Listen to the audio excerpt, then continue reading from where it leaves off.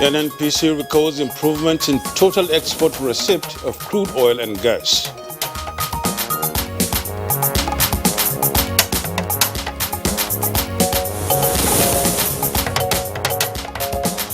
Federal government approves NIN enrollment for members of the diplomatic corps.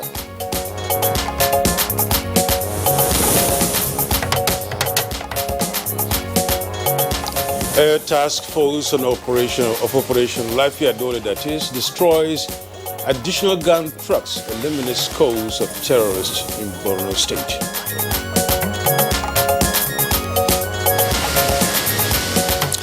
And on Good Morning Nigeria today, we shall discuss pertinent issues of the Finance Act 2020.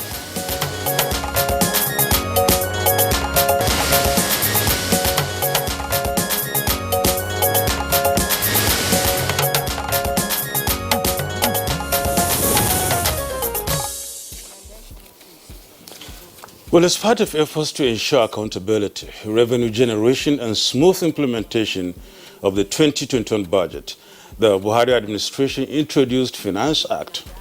Now, the legislation, which came into force in 2019, is being reviewed every fiscal year to suit the economic reality of the times. And this year's is not an exception, as the Finance Act 2020 was also put in place to facilitate the full implementation of 2021 Appropriation Act. Now, at the signing of the legislation, President Muhammadu Buhari said, the Finance Bill 2020 is very critical for the successful implementation of the 2021 budget of economic recovery and resilience. His passage underscores our commitment as a matter of routine practice to support federal appropriation bills within annual finance bills designed to facilitate their implementation.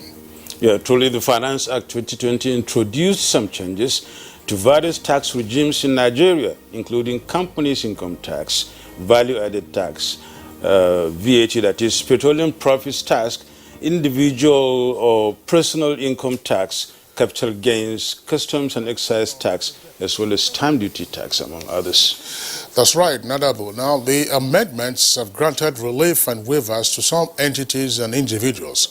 For instance, low-income earners receiving 30,000 naira per month or less are exempt from paying personal income tax. There is also the expansion of the scope of items liable for excise duties to now include telecommunication services provided in the country. There is also a reduction of import duty on tractors from 35% to 5%. Other changes include reduction of duty on mass transit vehicles for transport of more than 10 persons and trucks from 35% to 10%, as well as reduction on import levy on cars from 35% to 5%. Removal of VAT on rent of property, while commercial airline ticket is also exempted from tax henceforth. So, what informed the amendments at this time when, ironically, the nation is looking for more revenue to finance the budget? Now, we've seen some of the aspects of the VAT that have also been taken out. What is the rationale for that? What is also the reason for reducing, as it were, the import duty on vehicles and tractors when the nation is promoting made-in-Nigeria goods, especially in the automobile industry? These are some of the talking points as we'll discuss pertinent issues in Finance Act 2020. I'm Kingsley Osadolo, and I welcome you to Good Morning Nigeria. And I am Yusuf Nadabo Usman, welcoming you to Good Morning Nigeria, reaching you live on the network service of the NTA. As usual, we have our complimentary segments, including the newspaper review, business news, and others. For now, let's join Nolin Abelame for the morning news. Good morning, Nolin. Good morning, Nadabo and Kingsley. Good morning, Nigeria. Here is the news. The Nigerian National Petroleum Corporation (NNPC) has announced a total export receipt of crude oil and gas valued at $120.49 million for the month of September 2020, representing a 16.28% improvement on the $100.88 million recorded in August 2020. A statement by the Group General Manager, Group Public Affairs Division of the Corporation, Dr. Kenny Obateru, says out of the figure, proceeds from crude oil amounted to $85.40 million, while gas and miscellaneous receipts stood at $25.31 million and $9.78 million. The September 2020 monthly financial and operations report indicates a trading surplus of 28.38 billion naira, slightly lower than the 29.60 billion naira surplus in August 2020. This is as a result of lower contribution from the Nigerian Petroleum Development Company, NPDC, which recorded zero crude oil lifting from the Okona-Okpoho facility during the month due to ongoing repairs. However, other NNPC subsidiaries recorded surpluses over their previous month's performance. The latest fire outbreak at Ijesha Market in Lagos State has again drawn attention to the necessity of ensuring utmost care and safety consciousness when citizens carry out their commercial activities. The outbreak, suspected to have started when a cooking gas cylinder exploded inside one of the rooms converted into a shop, affected 62 traders and 28 households. It's not a little money. It's not a little money. We want the government to help us. They should just help us because we don't even know where to start from. It's much, everything just gone down the drain. Nothing. This is the clothes that they are wearing since yesterday. And the money I borrowed from bank to store the goods in the shop, everything burned down. We were able to contain the fire till around after 11 yesterday. We left it as a debris. We left some of our agents here. But unfortunately this morning, the debris took off again and the fire was we had to contain it again. 1,444 new infections of COVID-19 have been recorded in 20 states under FCT. In the figures released by NCDC, Lagos State tops the list with 901, followed by Plateau with 136, then Kaduna with 57, while FCT has 54 new cases. Other states are Ebonyi 53, Akwa Ibom 52, Nasarawa 32, Osun 29, Ogun 28, while Imo and Oyo states have 16 each. 15 in Edo, 14 in Kano, 10 in Rivers, 7 in Ekiti, 6 in Borno, 5 in Abia. Benue and Yobe states have 4 cases each. Kebbi 3, while Anambra State has 2 new infections. So far, Nigeria has 110,387 confirmed cases with 89,317 patients treated and discharged, while 1,435 died of the virus. Away from health, the Minister of Communications and Digital Economy, Isa Ali Ibrahim Pantami, has approved the setting up of a National Identity Number Enrollment Center at the Federal Ministry of Foreign Affairs in order to simplify the process of registration for diplomats. A statement by the Technical Assistant Information Technology to the Minister of Communications and Digital Economy, Femi Adelui, indicates that the DEX will be set up by Tuesday, 19th January 2021.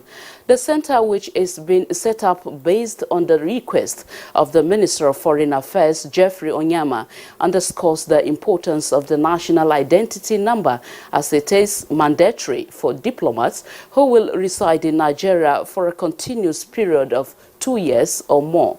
Meanwhile, it is also mandatory for all other lawful residents in the country, as stated in Section 16 of the National Identity Management Commission Act 2007. The Federal Ministry of Communications and Digital Economy says it remains committed to creating an enabling environment for all Nigerians and legal residents to obtain their national identity numbers. Following the successful repelling of Boko Haram and the Islamic State of West Africa province ISWAP terrorist attack on Marte with the destruction of 7 gun trucks by combined ground and air operations, the Directorate of Defense Media Operations says the Air Task Force of Operation Lafia Dole has obliterated 6 more gun trucks and eliminated scores of terrorists who were attempting to reinforce their colleagues in the attack. DMO Coordinator Major General John Enenche says this occurred on the night of 15th January through to the early hours of 16th January 2021 as the Nigeria Air Force helicopter gunships engaged the convoy of ISWAP gun trucks as they approached Marte axis for reinforcement. The helicopters delivered accurate hits in multiple waves of attacks, obliterating no fewer than 6 additional gun trucks, which were seen engulfed in flames across the battle space. Several other terrorists were mopped up in follow-on attacks as the helicopter gunships continued to strafe the fleeing ISWAP elements. The rehabilitation of the federal roads in Kogi State, subsequently leading to the free flow of vehicular movement, has been described as another giant step by the President Muhammadu Buhari administration to improve the socio-economic status of the country. Commuters, however, appealed to the federal government to control the activities of security personnel on the federal highways to avoid unnecessary delays. From Lokoja to Abuja is good. You discover that quite a number of socio-economic infrastructures, road inclusive, are taking better shapes during this particular administration in this particular country.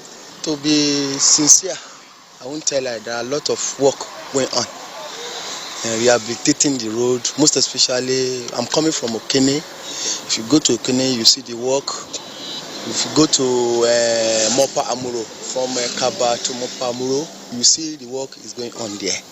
I've been to all these places before coming. It's very better than before. The road is okay.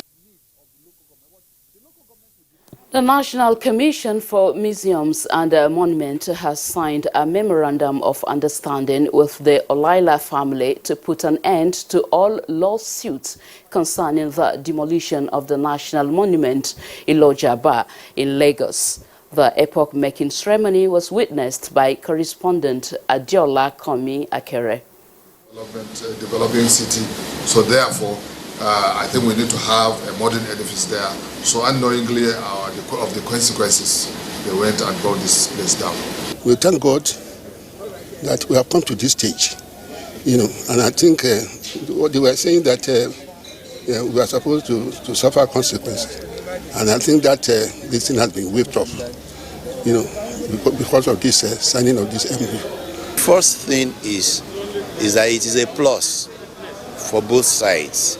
The Olaya family can now move ahead, get the structure redeveloped, and then it can yield some economic return. And that concludes the morning news highlights. Good morning. Nigeria continues with Kinsley and Nadabo after this break. I am Nolin Ebel Ame. Good morning.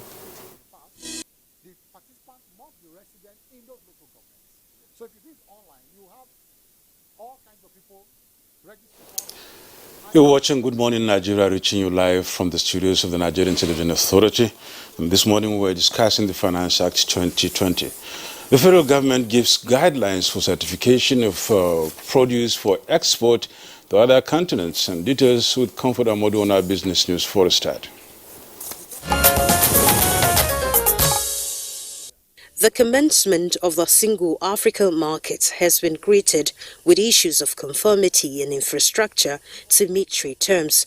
According to the Secretary General of the African Continental Free Trade Area, Wamkela Mane, only 35 African Union nations submitted their instruments of ratification to the Secretariat due to lack of border facilities.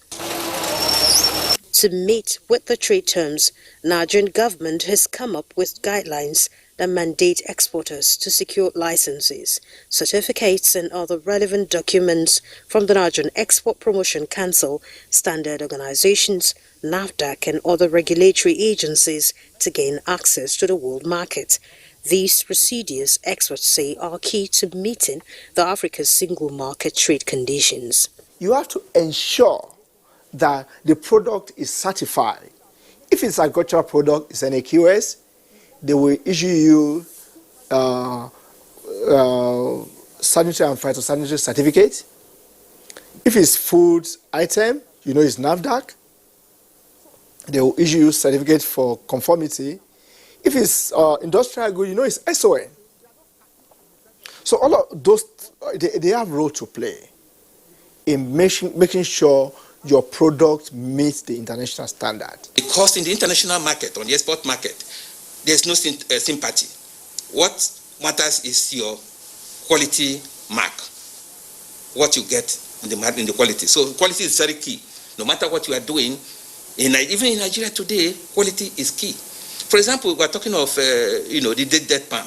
Dead palm, everybody knows the health benefit, but you must be able to prove that you must prove it. And also you must make sure that the product is safe in the market. And the other way you can make sure that, assure the consumers that your product is safe is by getting certification. With Business News, Comfort Amodu. Many thanks, Comfort, for the Business News package. Coming up now is a newspaper review.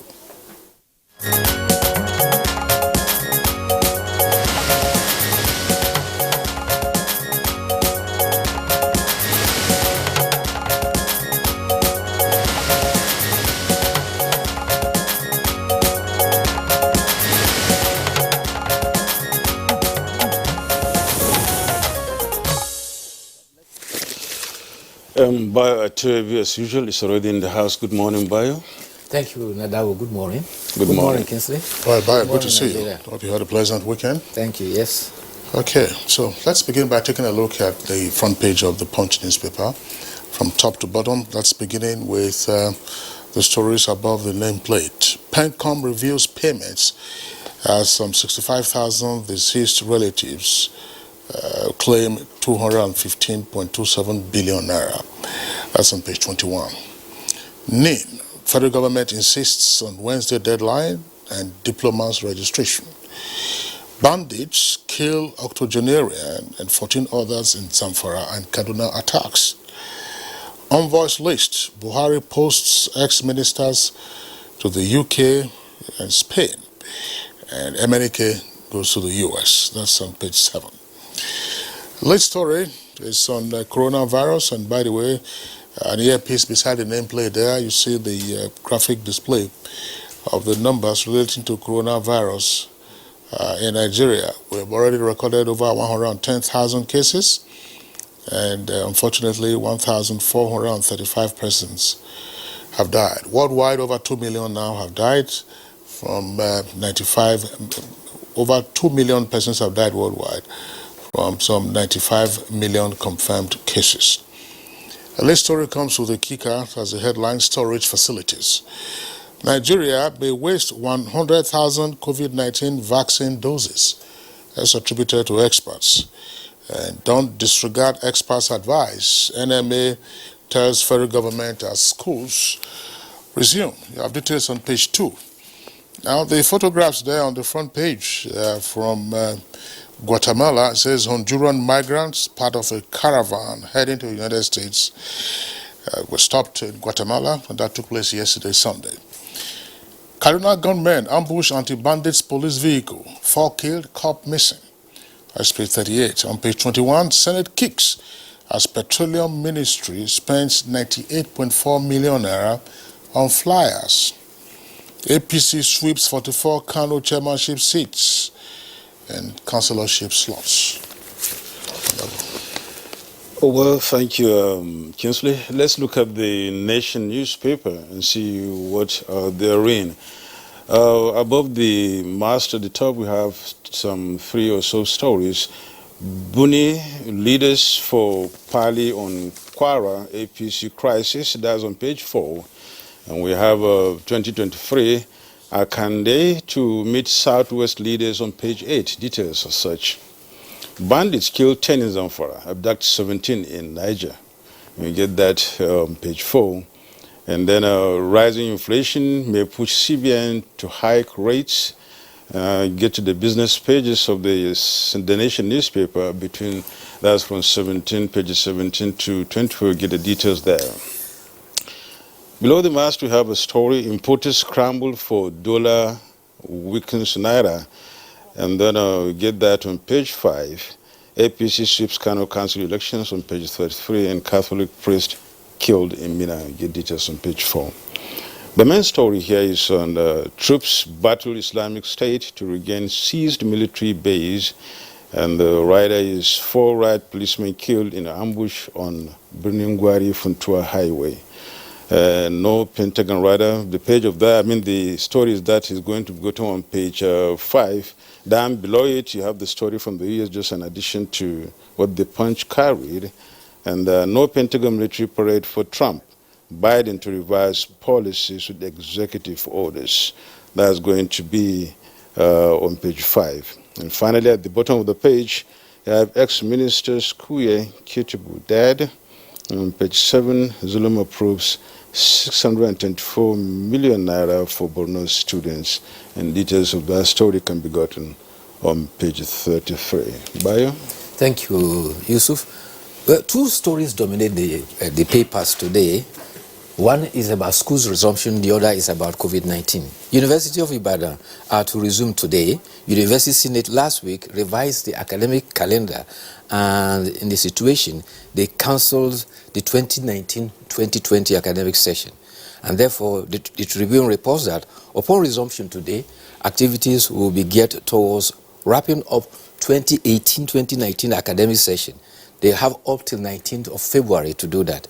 The next 5 weeks, that's the next 5 weeks, they will wrap up, and then the second semester will begin. That is for 2018. 2021 session will begin by Monday, February 22nd. In the University of Benin, the spokesperson for the university, Dr. Benedicta Hanire, says that any returning student who refuses to wear a face mask will not be allowed into the campus. One of the cardinal identification made by university is that they have also amended the calendar for the activities, but possession of Android and smartphone is advised because e-learning has become inevitable, and the first session for the university is to start on 1st of April. The second semester will be 5th of April.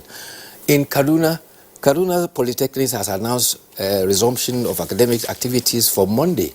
However, the Kaduna state government says schools within its jurisdiction must remain closed. At a press briefing, the permanent secretary for the Ministry of Education, Phoebe Ayi, says the ministry is monitoring the situation and will make a pronouncement in due course. However, it has extenuated Kaduna Polytechnic and the National Open University to open because they requested to be allowed to write their exams. Meanwhile, the House of Representatives is saying that schools are not ready and should not resume today. Chairman House Committee of the House of Representatives on Basic Education and Services, Professor Julius Ihombre, says in a statement, the planned resumption should be extended by another 3 months. until proper measures are taken to tackle the spread of COVID-19. Talking about spread of COVID-19, we had 1,867 cases on Friday, 1,598 on Saturday, and yesterday, 1,444. So in those just 3 days, we had 4,909 cases. The Tribune also reports that we had a case of about, the total now we have is 110,389. COVID-19 variant number 250 I1 as it's identified is already reported in the United Kingdom and South Africa. A third variant is reported in Brazil, and United States, for instance, is already have 21.5 million vaccines that has been distributed. Only 6 million has been administered. In England, 3 million has been administered in a period of 5 weeks. India yesterday launched the beginning of what is described as the beginning of the end of coronavirus campaign. It has 2 vaccines, Covishield, which is a version of the AstraZeneca, and Covaxin, which is its own Bharat Biotech made in India. The Prime Minister says that they are to vaccinate 300 million people in 6 months. That is on the average 5 million every month. Their plan is to make sure that they kick coronavirus out of India. India has a population of 1.3 million. And the report on Punch... Billion. Billion, yes. Billion, yeah. The report on the Punch is talking about COVID-19 vaccines may go waste is because of the storage requirement of the biotech vaccine, which has to be stored at minus 70 degrees centigrade, Antarctic temperature.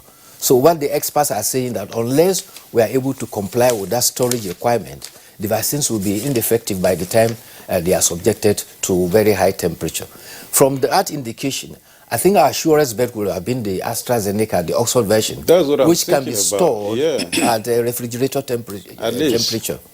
That would have been better at least. We don't know anyway what the federal government or the Ministry of Health is up to. But given our own environment and our own climate and weather, I think the AstraZeneca could have been better. I don't know what the experts are looking at. Already they might have gotten a through hindsight, which ones are going to come and making those negative projections anyway. Already the 100,000 we are expecting before the end of this month is expected to be in the brand or that requires about minus 70. Don't also forget that during our polio vaccination period, we were storing polio vaccines at minus temperatures, very close to that 70. Maybe not up to that 70. Yeah, but you don't look at the number of doses. It cannot be as much as those ones, really, given the number that is coming into the country. And so I think that's why the experts are, raising those fears. Yes, 40 million doses by middle of the year. That's by June. Yeah. Okay, well, there is a story on the conduct of the local government elections in Kano. And the front page story here has a headline, APC sweeps 44 Kano chairmanship seats and councillorship slots. What is interesting about this story is the fact that at least Kano is conducting local government elections and therefore having democratically elected local government administration in compliance with the provisions of Section 7 of the Constitution. But if you recall, during the last elections into the local governments, there were reports of underage voters who were present at the polling stations. And indeed, we had a conversation on it here on Good Morning Nigeria, inviting INEC. It is INEC's business to provide the voters register, but it's not INEC's business to conduct the election. Yeah. Now, there have also been reports in the social media over the weekend showing photographs of clearly under infants and children, queuing up and being attended to apparently by the election officers. Now, there's a Situation Room report that says, well, the presence of underage voters was noticed in maybe 2 polling stations or so, and the matter was quickly addressed. We do hope that the Kano state government would take this up. Now, who were those underage voters? Who sponsored them? If it was an attempt to manipulate the outcome of the elections, who were the sponsors? Professor Sheka, who is the chairman of the State Independent Electoral Commission, is a very hard-working gentleman. He was there last time when they had elections. He's also there this time. So in the aftermath of the elections, what were the attempts at infringing on the electoral rules. It's not sufficient that young persons or children or persons whose names should not have been on the register came to the polling station and then they were sent away. Who procured them? And were any of them attended to? Because some of the photographs, I don't know whether you saw them rather over the weekend, some of them were being attended to at the polling stations. So the integrity of the elections is important.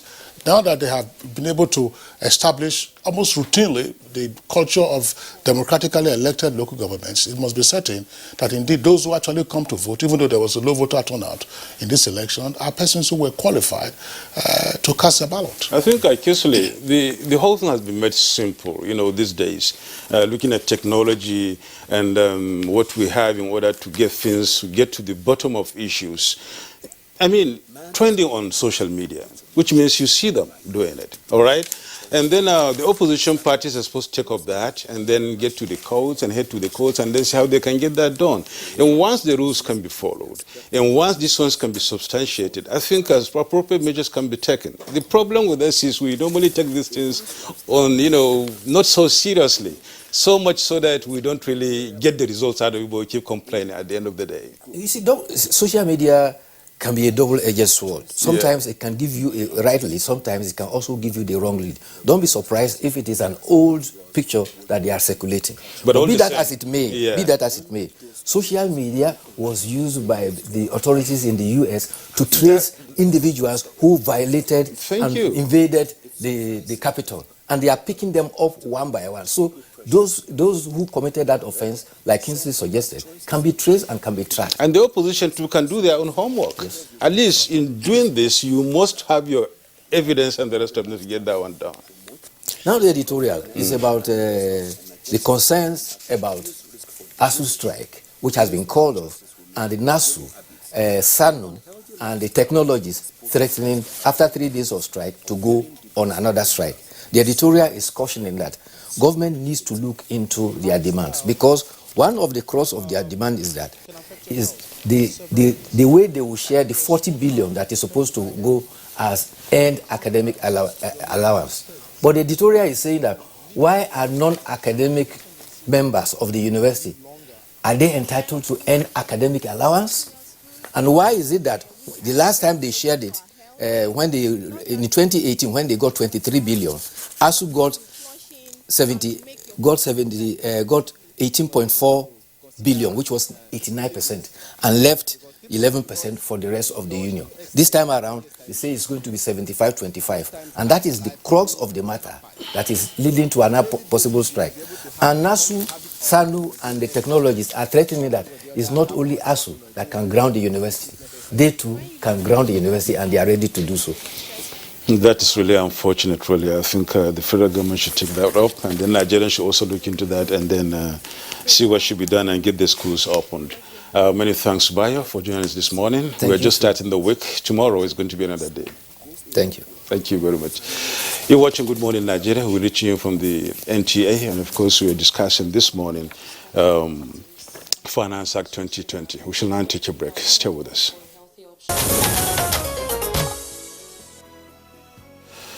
The Finance Act 2020 has become an integral part of the budget implementation, which is liable for amendments to stand the test of time. Dennis Adegunloye in this report gives us an insight into the changes in the Act as a prompt for our discussion this morning.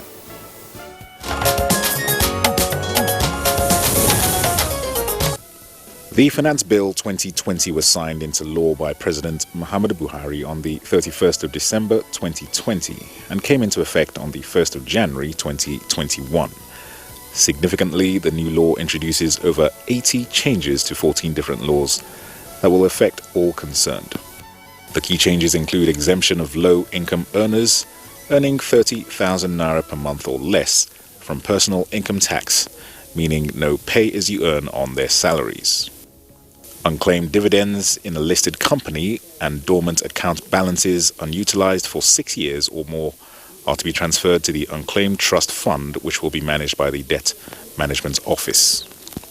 The amounts can subsequently be claimed by the owner at any time together with the yield. The Act also expanded the scope of items liable to excise duties to include telecommunication services provided in Nigeria. There is also the reduction of import duty on tractors from 35% to 5%, mass transit vehicles for transport of more than 10 persons, and trucks from 35% to 10%, and reduction of import levy on cars from 30% to 5%. The new law indicates that land and buildings are not taxable goods for VAT purposes, meaning there is no VAT on transfer of land or purchase of a building. This also suggests that no VAT on the rent of property. The Finance Act 2020 also provides for the exemption of commercial airline tickets from VAT. The broad principle is to consider how we will have adequate macroeconomic strategies to attract investment, to be able to grow the economy on a sustainable basis, but also to create jobs as the immediate fiscal strategies that we need to put in place to accelerate domestic revenue mobilization in response to the COVID-19 pandemic and the recent decline in the economy. President Muhammadu Buhari, upon signing the 2020 Finance Bill into law, stressed the importance of the new legislation to the successful implementation of the 2021 budget of economic recovery and resilience. He went on to say that in designing the 2021 budget, there was a deliberate choice to pursue an expansive fiscal policy given the challenges posed by the COVID-19 pandemic and the subsequent slide into a second recession. The intricacies and implications of the Finance Act 2020 will be the issue up for discussion shortly.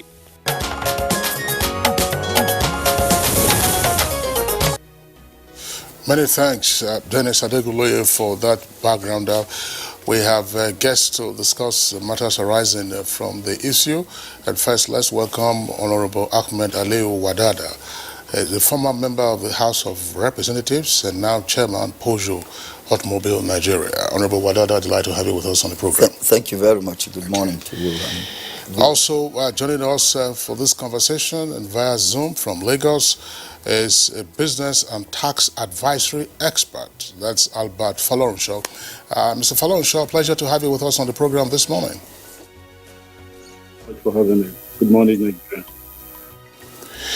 And we have another Zoom guest. Yeah, from Lagos still, yeah, really? That's right. Okay. Yeah, and that is Dr. Titi Fowokan, Council Member, Chartered Institute of Taxation of Nigeria. Many thanks for joining us this morning. Good morning. Thank you. Thank you very much. Okay, let's begin the conversation with Mr. Albert Falorenshaw, who is a business and tax advisory expert and one of the backroom hands who helped work on the Finance Act 2020. Mr. Falorenshaw, give us an insight into what the issues were in terms of consideration for the provisions that we now have in the Finance Act 2020. What is it that the government was looking at, and how the consultants and other players weigh all of this before reducing it into a draft bill? Oh, well, thank you very much. You will recall that in 2019, there was the Finance Act, which was coming 30 years after the last one was done in 1999, I guess. Okay, so the 2020 Finance Act is just a follow-up on the 2019 Finance Act. The 2019 Finance Act looked at all the outdated laws, okay, and also brought in a number of new provisions, okay, which was to stimulate the economy. We have the REIT, Real Estate Investment Trust provision. We have the security lending provision, and a couple of others like that, which were meant to revigorate the capital market and that. So this 2020 Finance Act is just to build up on that and to cultivate a culture of reviewing our law on a regular basis so that it can be in tune with the time, with the economy. And so this year, certain changes were made to those that were made last year in 2019. And of course, a couple of other sectors were reviewed. The agricultural sector, there are provisions. The issue around minimum tax provision was made because of the way the public also viewed the one that was promulgated in 2019. And so that was just the basis to ensure that, and to also facilitate FRS, Federal Revenue Service, and the tax authorities' work by giving them the right to deploy proprietary platform and technology in order to enhance the activities of the Revenue Authority. So those are the platform on which this 2020 Finance Act was built. Mr. Abba Folonshaw, I want to assume that perhaps it's your manner of speaking when you say that the 2020 Finance Act was just a review of the Finance Act 2019. Certainly the implications and therefore the consequences of the Finance Act 2020 are far-reaching. There's no question about that from what some analysts and experts have indicated. So what were some of those outdated laws that some of the backroom hands needed to consider, and why was that consideration? And at a time when the government is saying, listen, we are cash strapped, we're also seeing a reduction in what some persons would regard as viable sources of revenue. Well, from what the minister have said, you in a situation of recession, okay, the trust was to ensure that no new taxes, okay, were promulgated, and that not too many reliefs or incentives were included, so that the government will be able to fund the 13.8 trillion budget. Okay, and so if you look at the minimum tax, the question was, why should companies be paying minimum tax on their turnover and not on their profit? Okay, and there are quite a number of companies whose turnover, whose margin on their turnover is so thin that assessing them to tax on turnover was considered excessive. And so government looked at that and then reduced the rate from 0.5% of turnover to 0.25% of the turnover. Again, if you look at the provision on capital gain, which is not too elaborate, it just was to correct a minor error or misconception around the provision relating to compensation for loss of office, so that it will be known that it is only where the compensation is above 10 million that the capital gains tax will apply. Okay, if you look at the provision of CETA in section 11, it brought about incentive to banks so that they can give out loans to agricultural companies. Okay, and so it reduced the moratorium from 18 months to 12 months, and also ensure that the rate of interest is still on the base lending rate at the time the loan was granted, refinanced, or restructured. A couple of other provisions, was made in that line, including the VAT provisions, okay, which now reduce or remove VAT on rent, like you mentioned, so that VAT will specifically be on goods and services, and of course intangibles or intangible that are owned by companies. So those are some of the provisions that has been made. I'm sure you know from the background information you gave, that a whole lot of provisions were made. Yeah, many thanks, Folorenshaw. Dr. Titi, let's all stand or hang on to Lagos for a while. Whether be with us for a while, we'll come back to you. Dr. Titi Fowokan, the crux of the whole issue in the Finance Act 2020 seemed to lie heavily on taxes, and as being put forward, Nigeria needs money, and of course money to do a lot of things, looking at the recession, the COVID-19, and the rest of them. But here we are today. The Finance Act 2020 introduced some changes to various tax regimes in Nigeria, including companies' income tax, value-added tax, VAT, petroleum profits tax, individual personal income tax. Are we not running contrary to reality? Thank you very much. Well, I would like to say that, like Mr. Folorenshaw said, the coming to play of the Finance Act is taking us back to the era where the tax laws are reviewed as often as possible. Talking about the amendments, there are quite a number of amendments that have taken place. in the Finance Act, and this has helped us to get our tax system back on track.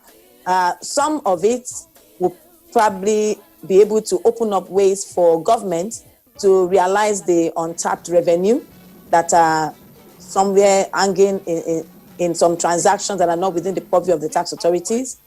Some are provided clarity. For instance, the Personal Income Tax Act then had some amendments in 2019 Finance Act, which removed things like life insurance premium, which a lot of employees do use to get the relief. So that's been brought back with some amendments.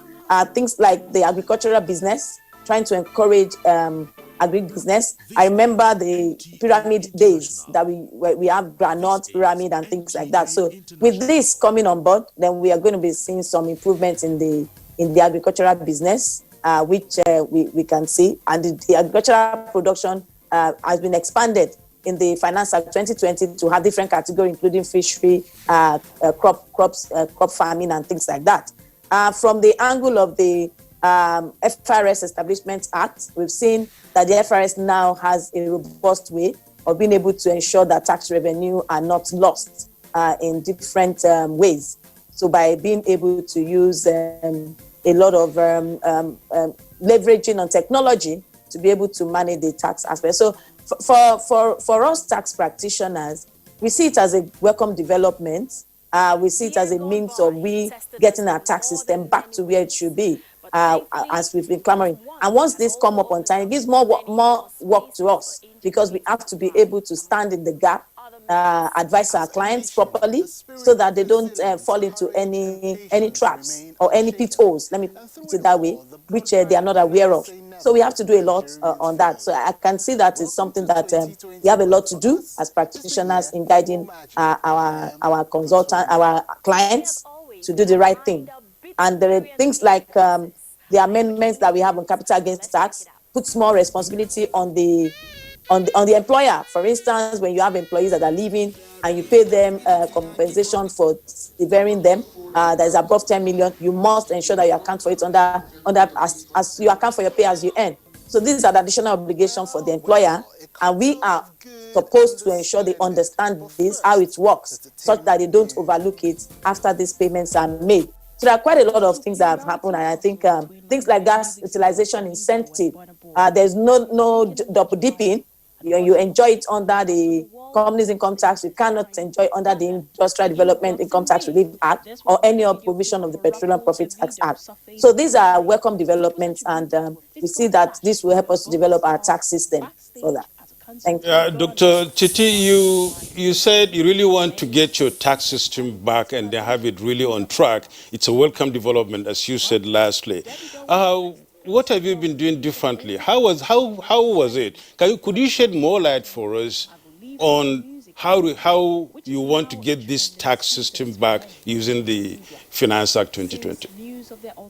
Okay. If we look at some of the things that are in the Finance Act 2020, they are addressing concerns of taxpayers, like Mr. Folorensho explained, concerns over the minimum tax, concerns over clarity, and we can see this coming in as the Finance Act are being reviewed. Finance Act 2019 was able to do some of this. The 2020 was able to do further work on this. And this is a good way of developing our tax system. We have issues that have come up in the course of relationship between the tax authorities and the tax payers. And these are part of things that the Finance Act has tried to address in the 2020 amendments that have come up. Thank you very much, Dr. Fowokon. We'll return to you in the course of the conversation. Let's now come back to Abuja studios. Honorable Aliu Wadada, you were a member of the House of Reps. Just in terms of lawmaking, the Finance Bill and then the Finance Act, which emerges from it, would appear to be a very effective legislative device for taking care of obsolete laws relating to finance sector and all of that, and then creating the necessary amendments to ensure that the economy, and more particularly the national budget, get run well. What are your thoughts on this? Fantastic. Rejigging the Finance Act, like they said, is a welcome idea. But it is one thing to think about rejigging an act, an existing act, and another thing, a different ball game to see if what you are putting in place are really implementable. I don't want to go deep into the act because I'm here on a particular or for a particular purpose.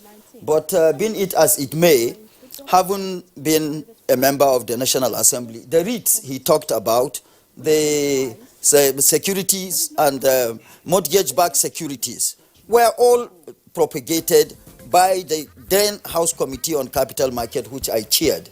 There was nothing we did not do to really propagate and promote those investment vehicles. But as at that time, we were not understood. We feel good and fulfilled today that they are being talked about. But really and truly, you, like the minister said, the whole idea around and about the act is to attract foreign direct investment and then provide employment at the end of the day. But your tax system has got so much to do as to whether to be able to attract or to unattract investors. And again, your tax system can be as good as anything. If employment is still a problem within the system, how do you now generate what you envisage or you require to generate? That is, those are one or two things that should be looked into about the act. But for me, I'm here on the automobile. You are here on everything. I'm not here on everything. we are taking advantage of your membership of the House, to deal with these aspects. As you have mentioned, it's one thing to have the act; it's another thing to implement it faithfully and get on that. There are also political issues relating to taxation, as you very well know. But not about, that's the point is as follows. But Albert Fallon-Shaw was saying that, well, this is what they did and so on and so forth. It may be useful in general. Are Nigerians having a heavier tax burden in 2021 than in 2020, or they're having a lighter tax burden? First, as individuals, and second, as corporate entities. It was either too early or too late. Okay, that's for me. Well, lines from Things Fall Apart by Chinwe Achebe. Okay, so definitely, if you look at the provision of the Act, you will observe that definitely Nigerians will be paying less tax as far as 2020 is concerned, starting with, number one, the issue around minimum tax, which has now been reduced from 0.5% of turnover to 0.25%. That's number one. Number two, individuals that are minimum wage earners are now exempted from tax. That is huge. Okay, and so those set of people will not be paying any tax at all. Three, if you look at the VAT provision, it has effectively removed rent of property from VAT. So which means Nigeria definitely will be paying less tax. Again, if you look at still on the VAT, domestic travel tickets are now excluded from VAT. There is also the provision around minimum tax, the stamp duties, even though there is no reduction in rate. But of course, there is a recharacterization of the stamp duties deduction. Okay, that remains the same. So again, if you have small and medium scale enterprises that are into agriculture, they have now been provided with incentives under the IDITRA, that is Industrial Development Income Tax Relief Act, such that for their first 4 years, okay, they will be they are exempted from tax, and which can be extended for additional 2 years. The tertiary education tax provision has also been amended to ensure that enterprises that are or businesses with turnover of 25 million and below, which we call the small companies, are excluded from payment of education tax. So if you go through those lines, you observe that definitely moving from 2019 Finance Act to 2020 Finance Act, definitely Nigerians are paying much lower tax going forward. But of course, the intention of government is to ensure that more people are able to pay. The more that are able to be brought into the tax bracket, the more revenue that will be generated, so that not only a tiny percentage will be subjected to tax. Many thanks for Risha. Has always been said, really, in business circles, the more turnover is better than, some huge turnover for a while. More constant turnover, that is. You had the Srikinya Hikefi, I forgot to add that. Please pardon us for doing that. No problem. And of course, having the title is not a mean feat. So congratulations, really. Thank you so very much. And let's talk about what you said you are in here what does for. the title mean? Tell that to our Sarki viewers. what does it mean really? Hausa means? Sarki Yaki means war commander. I am the war commander of Kefi Emirate.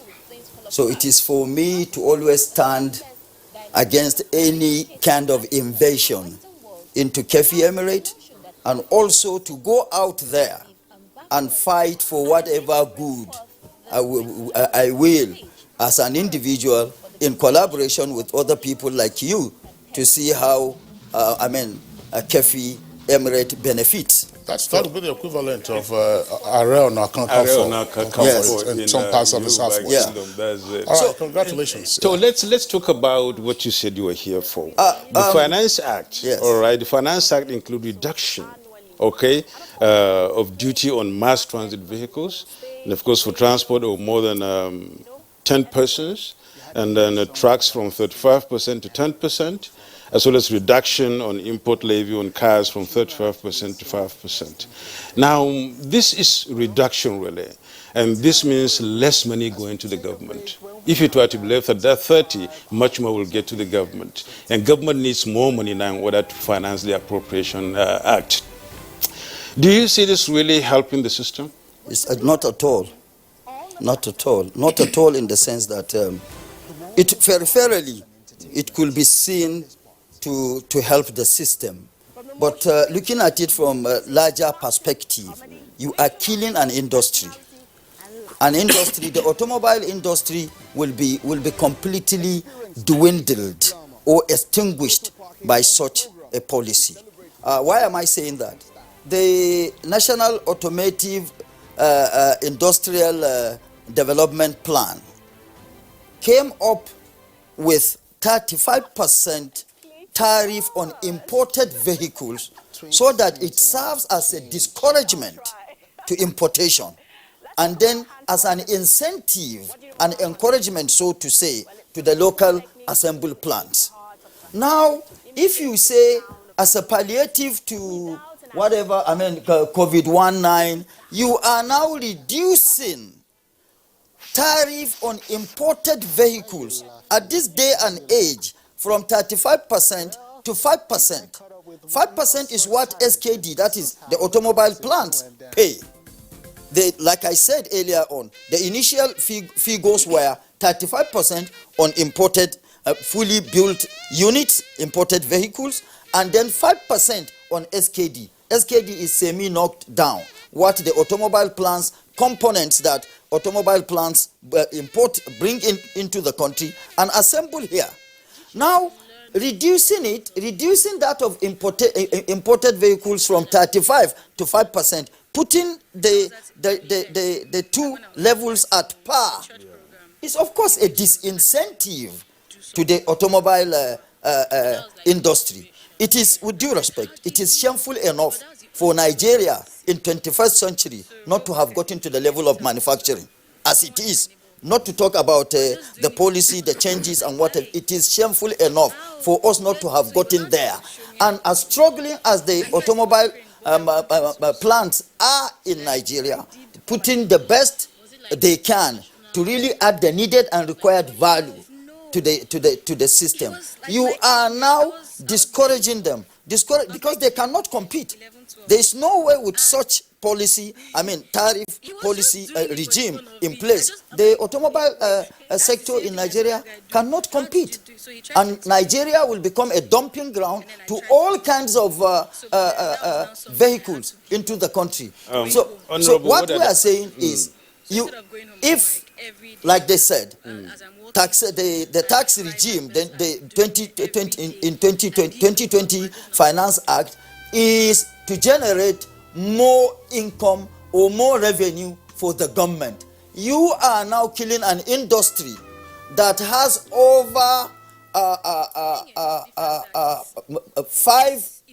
The automobile sector in Nigeria employs so much Nigerians, like PAN that I chair.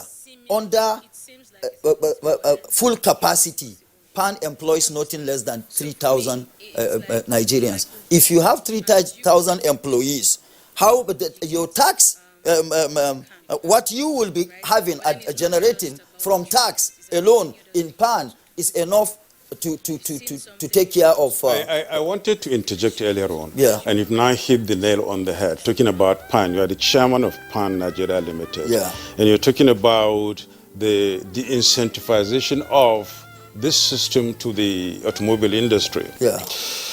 Before now, it was 30%. 35%, sorry. Yeah. What came out of that before now? Have Nigerians really seen the impact of that huge, tax that could have, bolstered the industry to move on? Or rather encourage the local industries to really have an edge over the... Of course it did.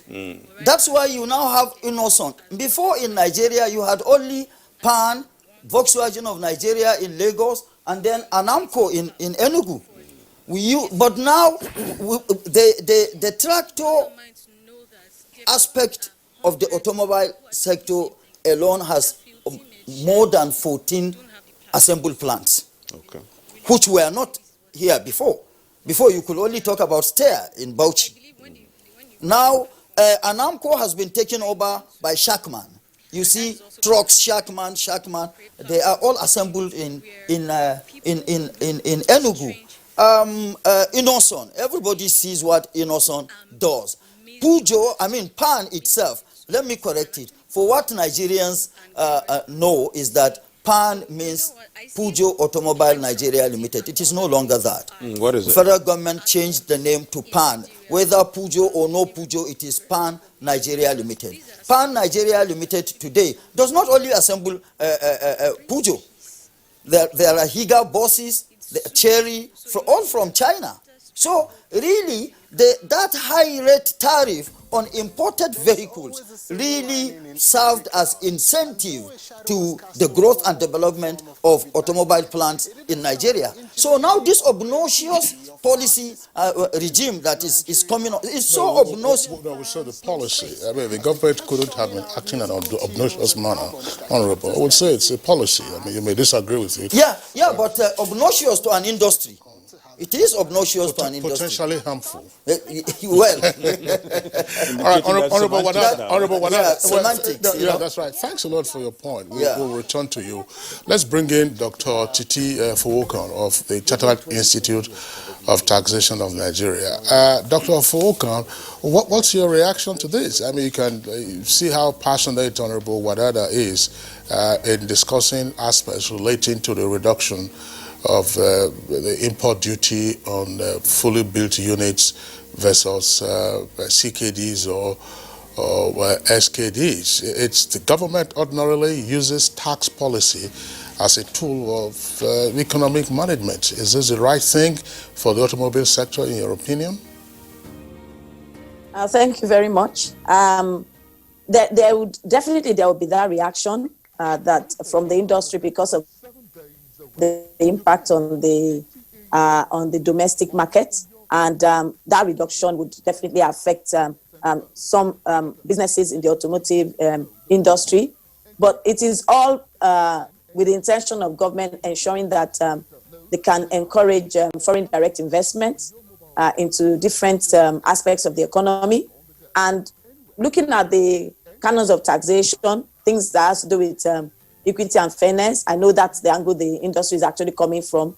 We know discouragement or the encouragement of development of the domestic business, which is the angle they're talking about.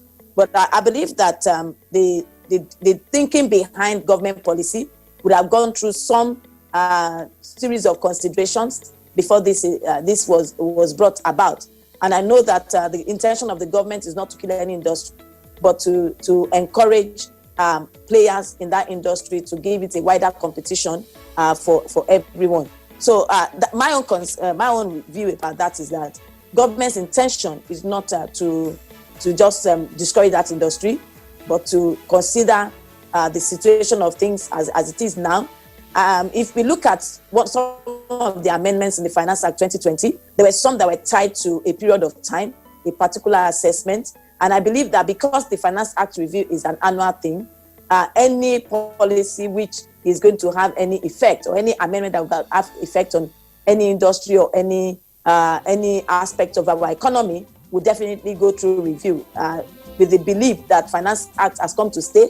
And I know that when the agitations of the industries are brought forward, just like we talk about the minimum tax, the turnover rate, the 5% on turnover reduced to 0.25% is because of some agitations. So I believe if government is aware of what the industry is saying, and I believe that the different categories of industry experts would have been involved in coming up with the amendments that have been proposed in the Finance Act 2020. So that's my concept about that. Many thanks, Dr. Titi. Let's hear from Albert Florisho. Albert Florisho, are you on the same page with Titi, or how would you react rather to what others' comments about the automobile industry as far as Finance Act 2020 is concerned? Okay, thank you very much. Like we said, the Finance Act is not just focused on one side. Before I go into their comments, we need to look at the implication of this reduction in duty. We must also highlight the fact that the first one has to do with duty on tractors, okay? So that more people can have access, will be able to buy tractors. Duty on motor vehicle for transport of more than 10 persons. And of course, if you look at from the ordinary motor vehicles, the duty and levy used to be 70%, 35% duty, 35% levy, okay? And the only one that was reduced is I think one of them was reduced to 5%, making what is payable now to be 40%. Now, we have issues around smuggling of vehicles into the country. Why? Because they think that the duty was too high. A lot of people go through Cotonou and Benin Republic, okay? And so the revenue that will have been generated at the Nigerian port have been earned by other countries. That is one reason. Two, how many vehicles, the industry that we have, the auto industry in Nigeria, how many vehicles are they able to produce? Okay, have they looked at the Nigerian needs and of course the need of the generality of businesses, the need of generalities of agricultural sector in terms of tractors and all that? Are they able to meet 10% of those needs? Okay, so and we cannot wait until all those, until they grow to the level of meeting the needs before you can allow the other businesses to expand. So I think the government thought us that let us allow more vehicles at a lower rate to come in while still encouraging the industry. Of course, a way the government can encourage the industry is to ensure that their vehicles are used in all government institutions, so that the issue around sales will not be a problem for them. Okay, and maybe he will also educate us what is the quantum of vehicles that are being produced by the industry now? What is the number? What is the Nigerian need? What percentage are they meeting? What is the projection for them to meet the requirement of Nigeria? How many years will it take them to meet those requirements? Of course, we have issues around the port, clearing vehicles and all that, demurrage here and there. But those ones are still problems that can be resolved. But Nigerians also have to have access to vehicles, okay, and the one they can afford. Some of them we believe that will also put them, a lot of people have invested based on whatever agreement or discussion they have had with government, which should be kept. And government must find a way to ensure that they are able to meet their projection, okay? Foreign direct investment is desired, and that is why there are consultation, there are agreement here and there. government, I believe, will meet their own part by ensuring that for all government institutions and also encourage other non-government institutions to patronize all those new vehicles that are truly produced in Nigeria. So the question is, those industries, are they truly producing their vehicles in Nigeria? Those are questions that also have to be answered. Okay? I don't speak for custom, but I believe that this policy will encourage, will increase their revenue generation and reduce smuggling all over the country. Mr. Albert Folonshaw, thank you very much, Honorable Wadada. You will have to respond to the issues that Folonshaw and Dr. Fowokan, with the issues that they have raised. To summarize briefly, one, what is the capacity of the local automobile industry to satisfy local demands?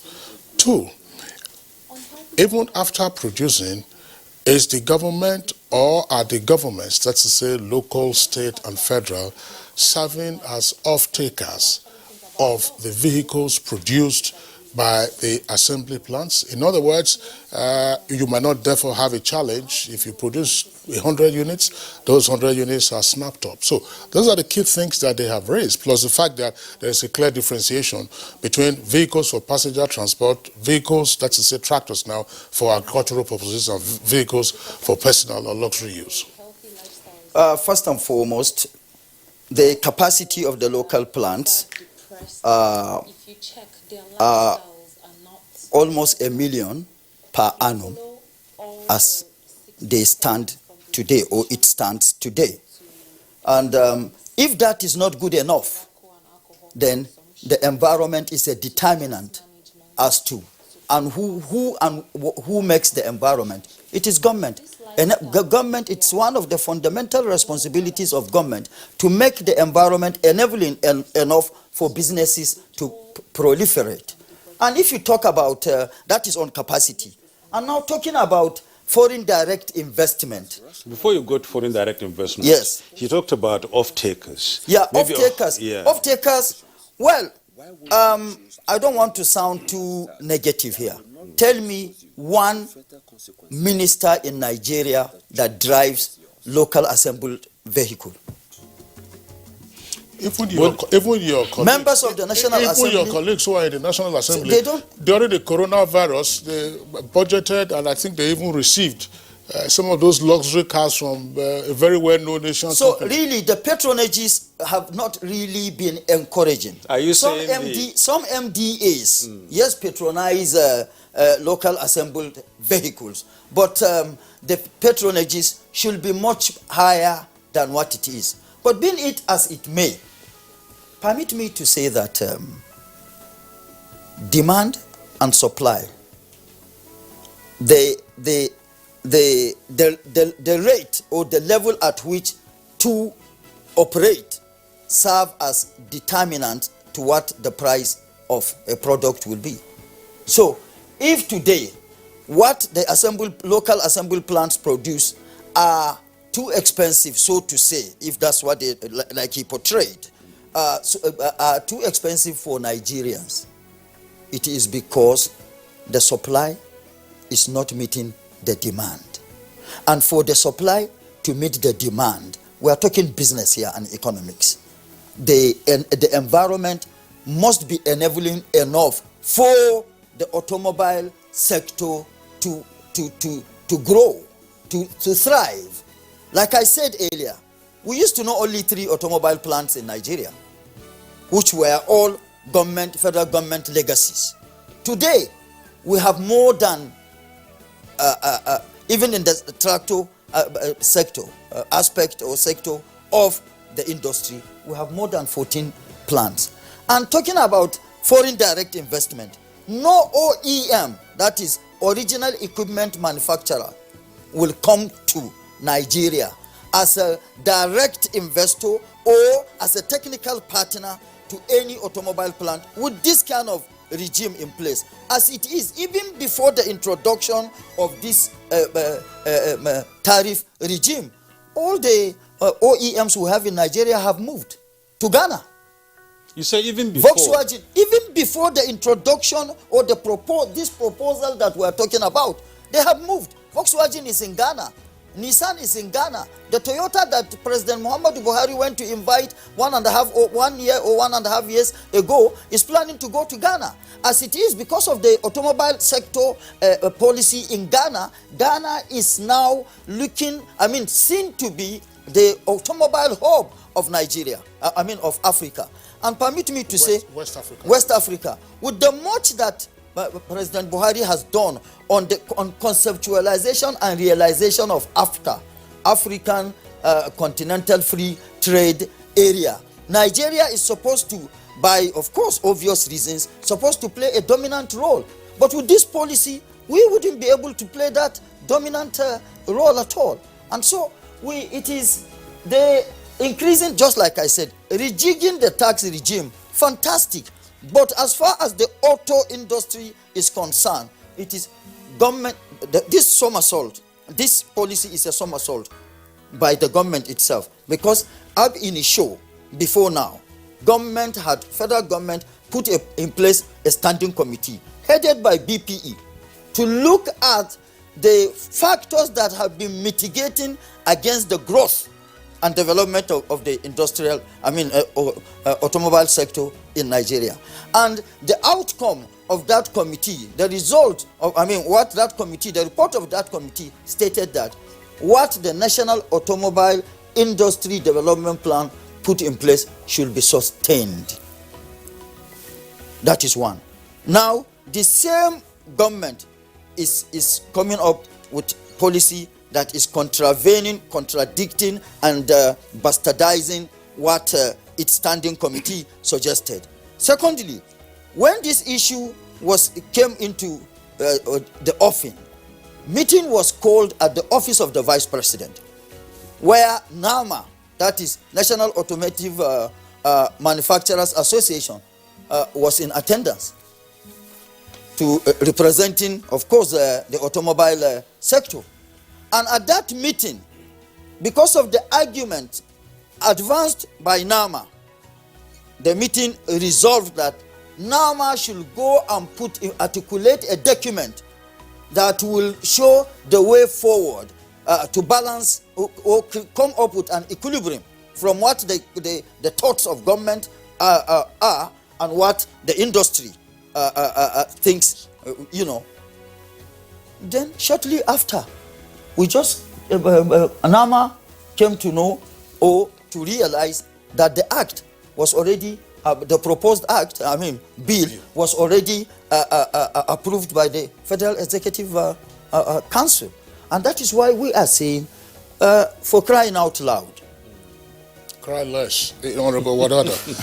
I was going to ask you to respond to one point made by Mr. Adbal Show, that namely, and this has always been an issue in our economy, that on account of the pre-existing tariff structure, a lot of smuggling had been going on, and automobile players in the automobile industry have also been complaining about smuggling.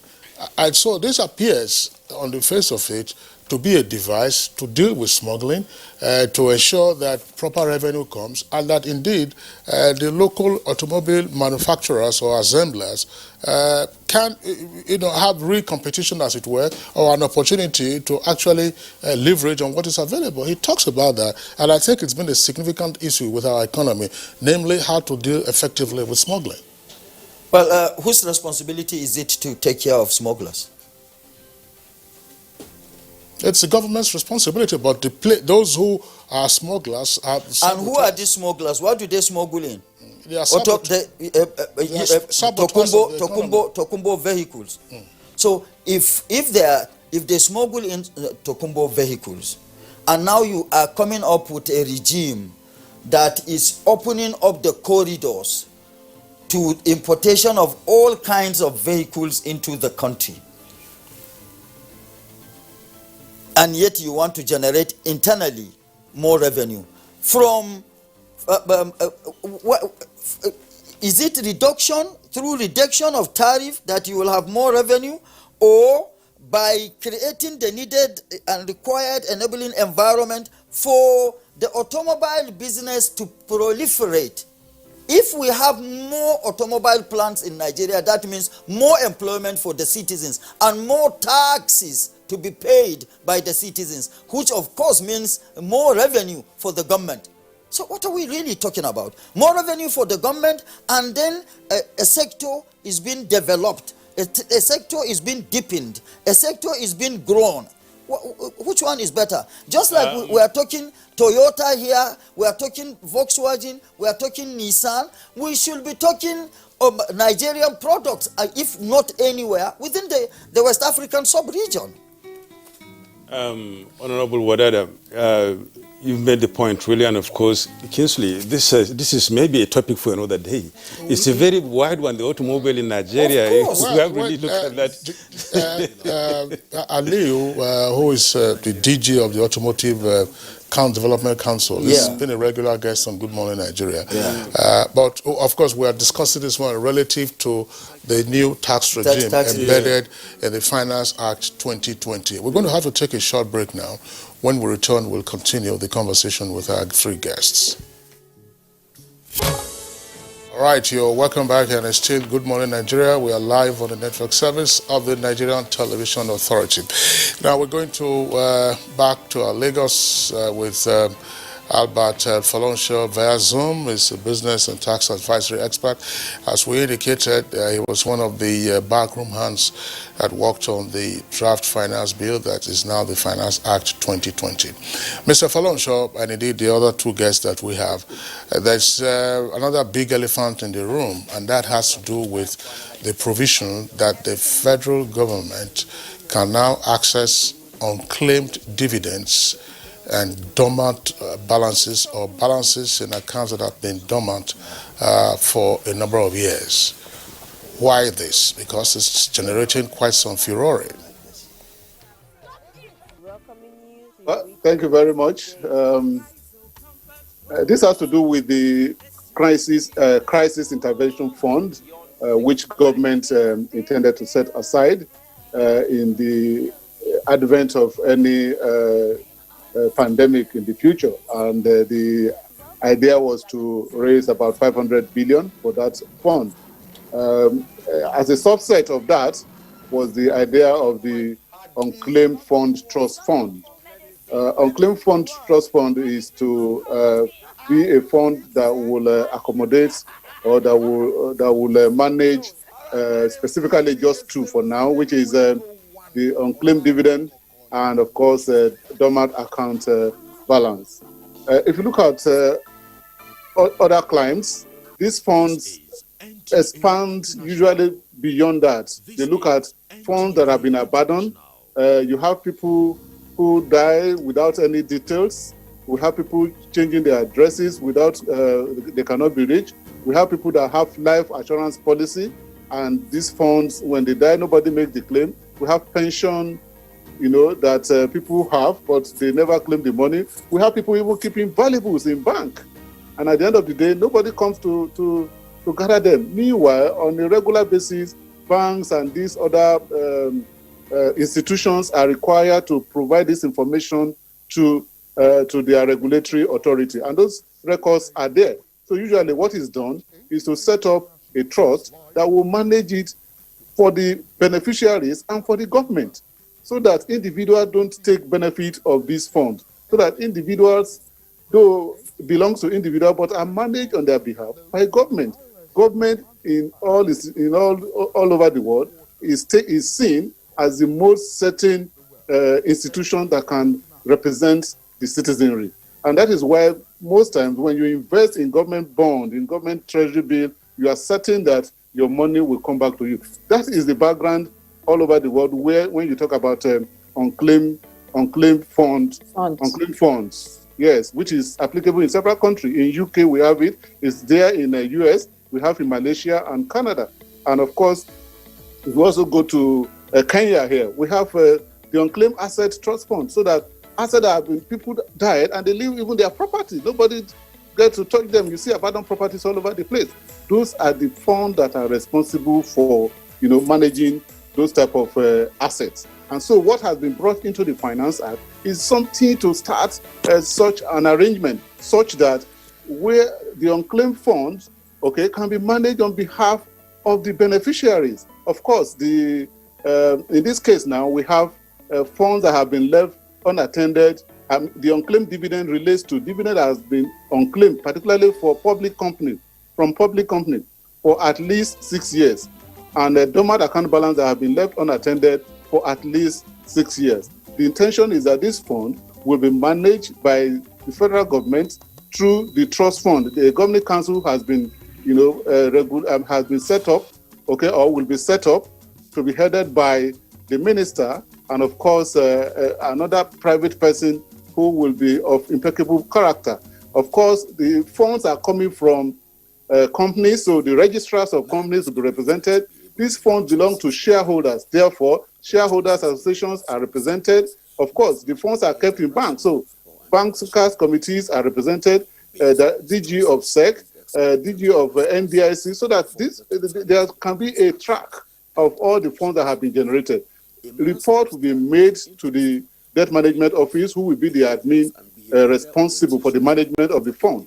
And of course, with details of the beneficiaries, so that even government, apart from willing and ready to borrow the fund, will also help facilitate the return of this fund to the beneficiary by ensuring that policies are made to straighten all those bottlenecks, particularly when it comes to probate. You know, when people die, a lot of steps are required before you can access funds. Government should be involved in ensuring that these steps are streamlined so that the fund can quickly be returned to the beneficiary or the heirs of those beneficiaries. That is all about that fund. But of course, the focus of government for this year is also to borrow the funds available. Many thanks for Risho. It seems Honorable Wadada is itching here to, react to this. You heard him speak, really, and of course he's talking about the unclaimed dividends and then the dormant funds and the government being not only the big brother now, but the father in charge of the house, and whatever it is, after 6 years, these things are not claimed. It takes control and they maybe manage it for the owners or the owner if they come, as the case may be. How would you react to that? I do not subscribe to that. It is it looks good, sounds fine, but our antecedent will not encourage or support that. Let's look at what obtains today under the National Social Insurance Trust Fund. When I was at the National Assembly, and I was chairing the House Committee on Capital Market and Institution, this proposal came under unclaimed dividend. Government wanted to set up unclaimed dividend trust fund, and I and members of the committee then, of course, sought the support of our colleagues. We educated our colleagues on the issue. Unclaimed dividend, if government sets up a fund, bureaucracy every year will take out the much. Let's not even talk about corruption here. Bureaucracy will take out the much of that fund that it will take. We said rather than doing that, this unclaimed dividend accrued as a result of private businesses. So why should the government, if private individuals are not taking from government, why should government take from them? What should be done is for government to assert its authority, powers and authority, to say, now the Nigerian capital market, give us the final figure of unclaimed dividend you have. Once that is gotten, the registrars, as he said, under the Apex Regulator, Securities and Exchange Commission, the Bankers Committee, which of course the Apex Regulator of the money market, that is Central Bank of Nigeria, will form a committee and see how that unclaimed dividend figure or amount will be ploughed back to the capital market business, and whatever return on investment gotten annually, government could propose that whatever return on investment that is gotten annually from unclaimed dividend operations of unclaimed dividend should be either channeled to the health sector to take care of maternal and child, or channel it to education to say this return on investment this year or for the next 3 years will be providing pencils to primary schools. Meanwhile, the fund is still there. Any day, any time, the rightful owner or inheritors of whoever the original owner was come up, they will now be given what belongs to them. And so should also be applicable to the dormant account balances. But for them to be put together and be managed by government, forget it. And like he said, at the end of the day, the ultimate objective this year is for government to be able to access that fund, borrow from it, and partly fund the budget. If government, I propagated this and I still stand by it. It is one of the ways that we can grow and really deepen the Nigerian capital market. If government wants to borrow, let it issue bond within the market for just like it does on the money market, treasury bills. Issue a development bond for Nigerians to invest on it and raise capital, raise funds from it, and fund your budget. But fund budget that will bring back investment, not to fund budget that you construct. Government will construct roads and without putting toll gates and anything. Money will not be realized at the end of the day. That's not what it should be. Honorable Wadada, thank you very much. Let's get the views of Dr. Titi Fowokan on this point. Dr. Titi Fowokan, just as a reminder, we're not part of that conversation. On Good Morning Nigeria a couple of years ago, we actually dealt with the issue of dead persons' bank balances. How do banks deal with the deposits left behind by dead persons whose successors or survivors do not know about those balances and who therefore do not get to deal with it? Earlier, Folonshaw was indicating that in some other jurisdictions, such balances form part of what goes into a trust fund to be managed by government. It would appear that those dead persons' balances don't form part of this. Could we not have started with dead persons' balances using, as Wadada has said, the bankers committee to say, look, if there is information about a dead person, and in some cases from what we learned a couple of years ago, sometimes this can run into huge amounts. Thank you very much. My view is that things that has to do with individual funds needs to be properly handled or handled well, because when beneficiaries eventually get to know that their funds are whereas in a bank and they need to access it and they cannot access it, it becomes a challenge. As an institute, we also don't want a situation whereby individuals will lose their funds if not well managed.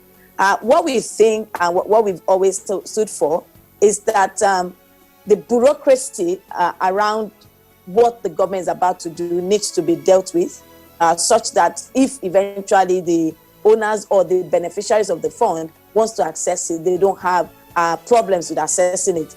Albeit, banks currently use these funds. They use it to generate more income, and what government is trying to do is to have an overview over everything.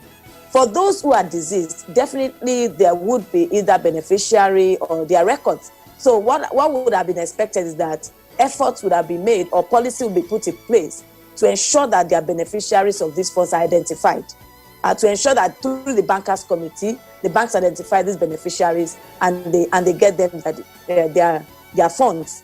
Now, let me take, for instance, the unclaimed dividend issue that they were talking about. Some people have dividend, and because the banks or the companies they invest in are not tracking them, then they don't have access to these funds. It's until when this platform came up that a lot of people now start saying, oh, so I have this dividend, oh, so I have this dividend. So I think with the level of awareness that we have now, it is necessary to first of all identify how the owner of the funds can get access to it or beneficiaries of this fund. When that is explored, then whichever one is not being able to access can now be invested, and government needs to have proper records to ensure that at the end of the day, nobody is losing their funds when the time comes. instead of just leaving the idle funds to be hanging, there is need for attempts to be made to identify owners or beneficiaries and to resuscitate these accounts. In some cases, these people are not dead. I stand to say that because it's probably because they lost track or they change location, they change address, they can't find some documents. So when you get to the bank, they don't have access to some of this. And some people may not even know the process, maybe due to the level of their education or understanding. So these are what happens. So there are different categories. The banks will have records of these different categories. Like Mr. Florenshaw said, if they are able to keep the records, then what government is trying to do is to be a general overseer over what is happening, to create some transparency. The issue of bureaucracy has to be removed. The issue of transparency has to be enforced so that when the beneficiary eventually wants to get their funds, they would not have problem. Now, when it comes to the nation lending the funds, we don't know how this is going to go about. We don't know how. Maybe when we see further details on what the structure will be, then we may be able to say what will be the impact on the citizens and taxpayers that may have been involved or cut into the unclaimed dividend or funds that are going to be in this trust. But with good governance over the funds, I believe that we should be able to get to a safe landing. But we need to still not forget that there are agitations of citizens over what is going to happen to these funds. And this is where government needs to give confidence into the people so that they can trust what government is planning on the funds. Thank you. Many thanks, Dr. Titi. Let me hear from Florenshaw, at least briefly. The Africa Free Trade Continental Area has come into force, at least by January 1. And of course, we need to know what role do you see the Finance Act playing in the Nigerian trade space? Briefly, please. Thank you very much. Of course, it came into being 1st of January. But of course, we also know that agreement has still been signed. Okay. It's not that it's more effective now. It's just to ensure that, just like we have in the European community, where they trade like an institution, like a community, okay, those are the things that are still being put in place. And so the Finance Act has also recognized the fact that this will come into play. And that is why, you know, where situations where we have companies operating in free zone here and there, that the details are not known. Government has said that they will continue to enjoy tax exemption. But of course, details of the operation, like any other Nigerian company, should be known to the authorities so that adequate record of the operation can be taken. So the African Trade Convention is a good development, but we need to see it. And we need to prepare our own grant so that we'll take advantage of it. If you don't prepare your own home and then you are signing agreement with the others, then you will just be giving them benefits, while you will not have the appropriate platform to take advantage of those provisions. I think those are the crucial things that government needs to do now. Look at the different countries and the type of advantage that can accrue to Nigeria, and let's ensure that we have that appropriate platform, appropriate background. If you see some of the provision in the Establishment Act that the FRS has brought in, is to be able to take advantage of the multilateral agreement that have been signed with other countries. If we don't prepare our own home, we will not be able to take advantage. They will just be taking advantage of us, like the CRS provision. Okay, CRS provision. If we don't have that platform to benefit from it, then we will just be a one-sided agreement on our own part. So I think those are things government need to do now to ensure that we are able to take advantage of this African Free Trade Convention that have just started. Mr. Florenshaw, for the benefit of our viewers, could you quickly explain what the whole law is now with respect to the impact on the charges of electronic bank transfer? There used to be argument about stamp duty, who to collect, who not to collect, and then you have money transfer. Now, what's happening? So there's a flat rate at a certain threshold, and so on and so forth. At a time when we are encouraging e-banking, at a time when if you were to take cash to deposit above the threshold of, say, 500,000, you, of course, will pay a levy stipulated by the Central Bank of Nigeria. Now, even for electronic transfer, there is also a levy on it. How do you reconcile all of this, or in fact, even explain it to our viewers?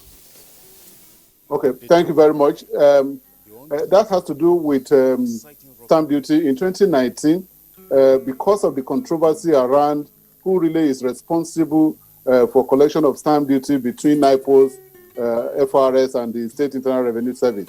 A provision was made in the 2019 Finance Act to state categorically that stamp duty has nothing to do with NIPOS. NIPOS is to sell a stamp, adhesive stamp, as the case may be. Okay, and so though those adhesive stamps can be used to denote payment of stamp duty, but it is not the responsibility of NIPOS to collect stamp duty. Stamp duty is strictly duty of levy or tax paid on instrument or document, which could be written or unwritten, or it could be digital or electronic. So that was what was brought into the Stamp Duties Act in 2019. Okay, now in 2020, government has also looked at that electronic transfer as not being that is strictly not stamp duty, that nothing is being stamped per se, that is just a levy for transferring money using the platform of banks, okay, on behalf of government. And so they thought that this should be taken out of stamp duty and be characterized as a electronic money transfer levy, okay, which, based on the provision of the Constitution, stamp duty strictly belongs to the states. And so that was what has been made, and we saw that the National Assembly made that provision to say that if strictly stamp duty belongs to the state, then let federal government take collection costs, which they have now stated to be 15% for both federal government and FCT, while the balance of 85% will go to the states on the basis of derivation, which is another question that needs to be defined. Okay, so that is what we have now. Nothing has changed as far as taxpayers are concerned. It is still the same 50 naira that is being charged for electronic, for a 50 naira fixed charge for every transfer that is above 10,000. If the transfer is, before the electronic transfer became very prevalent, people go to the bank, you fill in paying slip, and then you deposit money.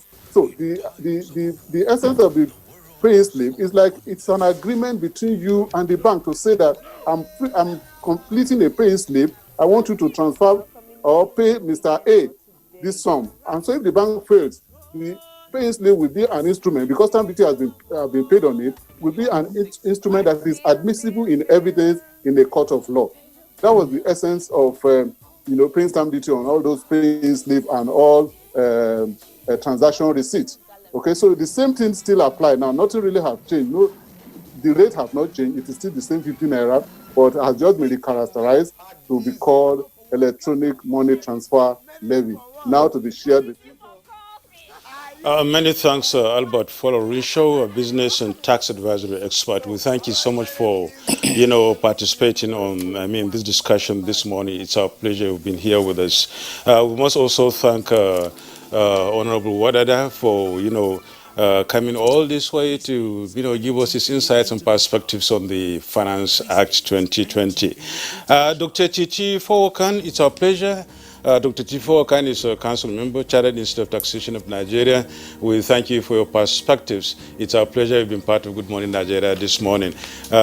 We thank you so much. Nigerians have been speaking about this topic too, but before we round up completely, we'll now check some of the tweets that come in, and we check maybe very quickly, and then Akeju Lagbaju says, why do we need to subject Finance Act to review every year and label it? Wouldn't it be better to use policy and executive orders to address specific issues than lumping all under Finance Act for annual review to make another law? That's a pertinent question there.